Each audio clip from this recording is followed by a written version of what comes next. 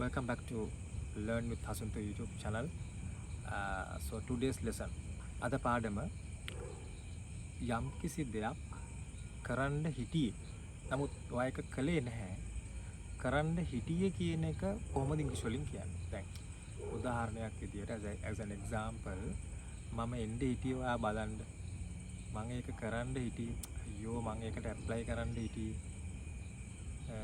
මම මලගෙදරට එන්නේ හිටියේ නමුත් මට එන්න බැරි වුණා. අපි අන්නේ මේ දේවල් සාමාන්‍ය සිංහල කතා කරන ව්‍යවහාරය අපි එහෙම කියනවානේ. දැන් එතකොට ඒ වගේ දේවල් අපි කොහොමද ඉංග්‍රීසි වලින් කියන්නේ? දැන් මම කලින් පාඩමේදී ඕගලන්ට කියලා දුන්නා යම් කිසි දෙයක් කරන්න හදන්නේ කියන එක කොහොමද ඉංග්‍රීසි වලින් කියන්නේ කියලා. එතකොට මේ පාඩමෙන් මම ඕගලන්ට කියලා දෙන්න යන්නේ යම් කිසි දෙයක් කරන්න හිටියේ කියලා කොහොමද ඉංග්‍රීසි වලින් කියන විදිය.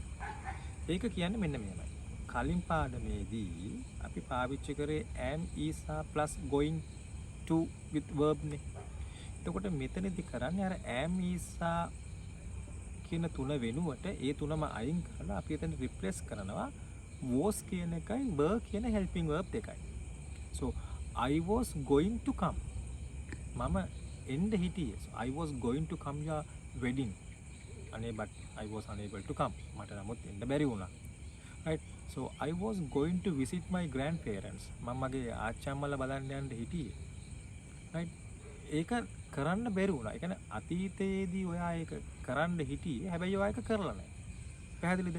දැන් I was going to get driving license. මම driving license එක ගන්න හිටියේ. But you don't have it right now. මම ඔයාගේ intention එකක්. ඒ කියන්නේ ඔයාගේ සිතුවිල්ලක් තිබුණා.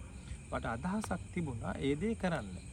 දැන් උදාහරණයක් විදිහට අපිට මේගොල්ලෝ යන්න හිටියේ සිංගප්පූර් වලට. So they were going to go abroad. But now they are not in Singapore. Now they are in Sri Lanka.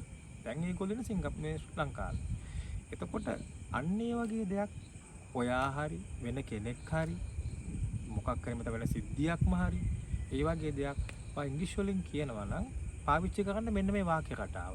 මොකද්ද was were කියන helping verbs එක පාවිච්චි කරන්න ඒ අදාළ subject එකේ හැටියට. හරිද?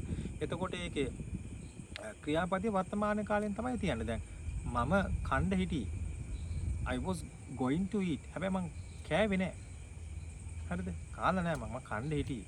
I forgot. මට අමතක වුණා. I had lot of works. මට ගොඩක් වැඩ තිබුණා. අපිට අන්න ඒ වගේ කියන්න පුළුවන්.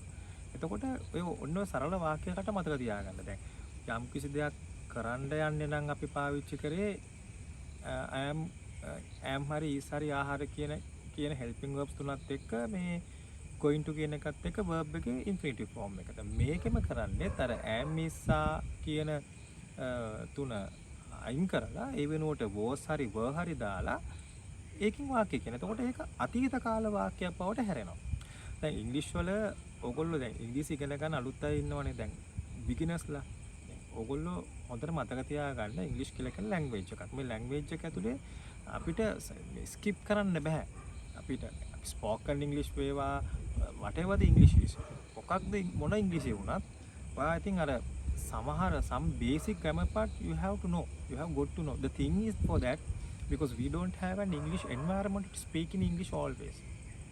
අපිට ඉංග්‍රීසි කතා කරන්න වාතාවරණයක් මෙහි නැහැනේ. එතකොට ඒක නිසා අපි අර some grammar points we have to learn. එතකොට ඒක පොඩ්ඩක් අමාරුයි තමයි. හැබැයි ඒක ටිකක් ස්ටඩි කරන්න ඕනේ. එහෙම නැත්නම් ලිසන් කරන්න ඕනේ. එහෙම නැත්නම් කියවන්න, නැත්නම් ලියන්න ඕනේ. ඉතින් ඒ නිසා මට කියන්න ඕනුනේ මේ වීඩියෝ එකෙන් ඉංග්‍රීසි වලට ආස වෙන්න. ඉංග්‍රීසි වලට පොඩි කෑලි අල්ලගන්න. පොඩි කෑලි අල්ලගන්න. පොඩි දේවල් කරන්න. දවසකට එක වචනයක් වාක්‍යයක් හදාගෙන ලියා ගන්න. ඒක වාගේ ජීවිතේට ඇඩ් කරගන්න. ඊට පස්සේ නිකම්ම as time goes කාලයක් යනකොට so you will be able to speak in good English. Right. එතකොට හැම වෙලාවෙම වීඩියෝස් අහන්න, වීඩියෝ බලන්න. Right. More and more find English videos. You know. So English is with you always. හැම වෙලාවෙම ඉංග්‍රීසි වත් එක්ක because you are having a smart mobile phone. It means you are having English with me. Now world is connected. ඒ නිසා so I'll back to the lesson. මම අපෝ පාඩමට එන්නම්. අද පාඩම උනේ යම් කිසි දෙයක් කරන්න හිටියේ කියන එක ඉංග්‍රීසි වලින් කොහොමද කියන්නේ කියන එක. එතකොට අපි ඒ සඳහා පාවිච්චි කරපු වාක්‍ය රටාව තමයි මම ඔයගන්ට කියලා දුන්නේ. So we used was going to or were going to. So So I have given you some more sentences on the description. You can write them and you can copy them, and you can read them louder and practice yourself. Practice කරන්න ලියාගන්න.